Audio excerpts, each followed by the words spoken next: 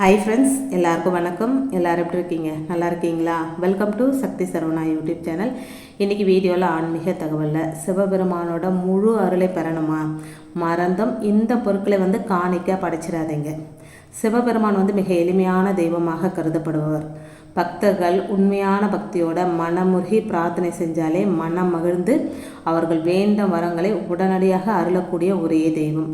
அதே சமயம் சிவனுக்கு பிடிக்காத காரியங்களை எவர் செய்தாலும் உடனடியாக அவர் கோபப்படுவார். இதனால் நாம் செய்கிற பூஜைகள் எதிர்மறையான விளைவுகளையே ஏற்படுத்தும். அப்படின்றதுனாலேயே சிவ பூஜை செய்யும்போது மட்டும் மிகவும் கவனமாக இருக்க வேண்டும் அப்படின்னு சொல்லப்படுதுங்க. சிவ பூஜை மற்றும் சிவ அபிஷேகங்கள் எந்த முறையில், எந்த நேரத்தில், எந்தெந்த பொருட்களை கொண்டு எத்தனை நிமிஷங்கள் செய்யப்பட வேண்டும் அப்படின்றத சிவபுராணம் தெளிவாக சொல்லுதுங்க. சிவபெருமானை எந்த பொருளால் பூஜை செஞ்சாலும், எந்த பொருளால் அபிஷேகம் செஞ்சாலும் என்ன பலன் கிடைக்கும் அப்படின்றத குறித்தும் சிவபுராணம் விளக்கமாக சொல்லியிருக்குங்க.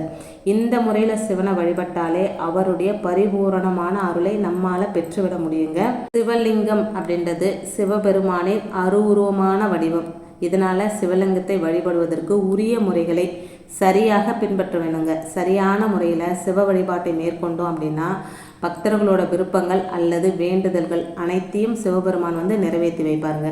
அதே சமயம் சிவலிங்கத்திற்கு படைக்கக்கூடாத பொருட்கள் அப்படின்னு சில பொருட்கள் இருக்குங்க. இந்த பொருட்களை மறந்தும் கூட பக்தர்கள் சிவலிங்கத்திற்கு படைத்து விடக்கூடாதுங்க.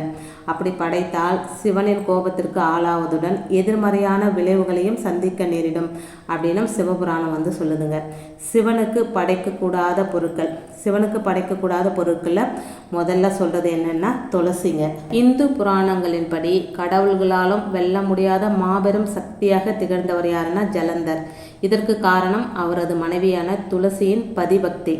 இதனால் துளசியின் தூய்மைக்கு களங்கம் ஏற்படுவதற்காக ஜலந்தரின் உருவத்தில் மகாவிஷ்ணு செல்ல சிவனும் ஜலந்தரை எரித்து சாம்பலாக்கியதாக சொல்லப்படுதுங்க. இதனால் கோபமடைந்த துளசி விஷ்ணுவை சால கிராம கல்லாகவும் சிவனை புனித இலைகளை கொண்டு பூஜிக்கப்படாமல் போகும்படியும் சாபம் கொடுக்குறாங்க.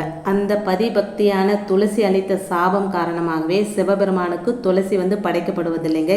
இதனால் சிவனுக்கு துளசி இலை படைத்தால் அது நமக்கு தீமைகளையே ஏற்படுத்தும். அடுத்து சிவபெருமானுக்கு படைக்கக்கூடாத பொருட்கள் தேங்காய் தண்ணிங்க. பொதுவாக தேங்காயை உடைத்து தண்ணீரை தெய்வங்களுக்கு சமர்ப்பித்த பிறகு நாம் பிரசாதமாக எடுத்துக்கொள்வது தான் வழக்கம். ஆனால் சிவனுக்கு படைக்கும் எந்த ஒரு பொருளையும் நாம் சாப்பிடக்கூடாது அப்படின்றது நியதிங்க. சிவலிங்கத்திற்கு படைக்கக்கூடிய அனைத்தும் நிர்மால்யமானதாக இருக்கணும். அதாவது தூய்மை வடிவில் இருப்பதை மட்டுமே சிவனுக்கு படைக்க வேண்டும். அதனால் தேங்காயை மட்டுமே சிவனுக்கு படைக்கணுங்க. தேங்காய் தண்ணீரை ஒருபோதும் படைக்கக்கூடாது.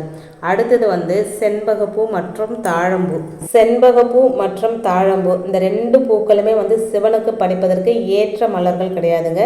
இவை இரண்டுமே சிவபெருமானால் சபிக்கப்பட்ட மலர்கள். இதனால சிவனுக்கு இந்த மலர்களை ஒருபோதும் படைத்து வழிபடக்கூடாதுங்க. மகா சிவராத்திரி நாளில் ஒரே ஒரு கால பூஜையின் போது மட்டுமே சிவனுக்கு தாழம்பூ படைக்கப்படும். பிரம்மாவிற்காக பொய் சாட்சி சொன்ன காரணத்தால் மற்ற நாட்களில் சிவனின் பூஜைக்கு தாழம்பூவை பயன்படுத்துவது கிடையாதுங்க.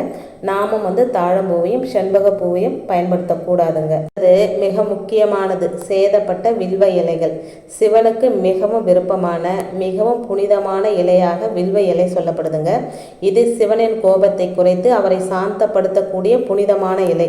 சிவ பூஜையின் போது கண்டிப்பாக ஒரே ஒரு வில்வ இலையாவது படைக்கணுங்க. ஆனால் இந்த இலைகள் சேதப்பட்டதாகவோ பூச்சிகளால் உண்ணப்பட்டதாகவோ தரையில் விழுந்ததாகவோ இருக்கக்கூடாதுங்க.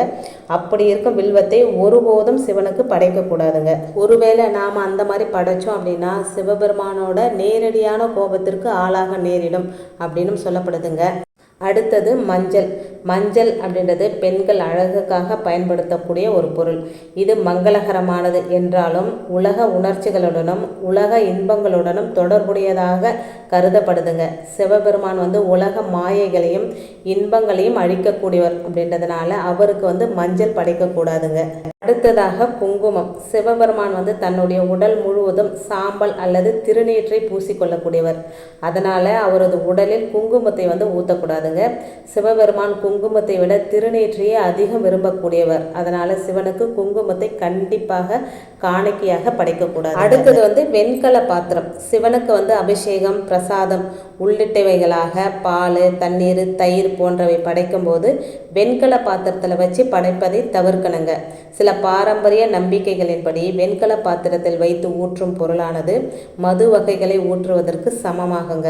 அதே போல் சிவனுக்கு படைக்கும் பால், தண்ணீர் ஆகியவற்றில் நம்முடைய நகம் பட்டுடக்கூடாதுங்க. இறைவனுக்கு படைக்கும் பொருட்களை நம்முடைய நகங்களால் தொடுவது அசுத்தமானதாக கருதப்படுதுங்க. இப்போ நான் சொன்ன வழிமுறைகளை பின்பற்றி சிவபெருமானை வணங்கும் போது சிவபெருமானோட முழு அருளும் நமக்கு கிடைக்குங்க. வீடியோவில் நான் சொன்ன விஷயங்கள் உங்களுக்கு பிடிச்சிருந்தது அப்படின்னா ப்ளீஸ் சேனலுக்கு சப்ஸ்கிரைப் பண்ணி சப்போர்ட் பண்ணுங்கள். உங்களுடைய ஒவ்வொரு சப்போர்ட்டும் எனக்கு மிகப்பெரிய ஒரு மோட்டிவேட்டாக இருக்குங்க. நம்ம சேனலில் இருக்கிற வீடியோஸ்லாம் நிறைய வியூஸ் போகிறதில்ல, பார்க்குற கொஞ்சம் பேராக இருந்தாலும் ஒரு லைக் பண்ணி சப்ஸ்கிரைப் பண்ணுங்கள்.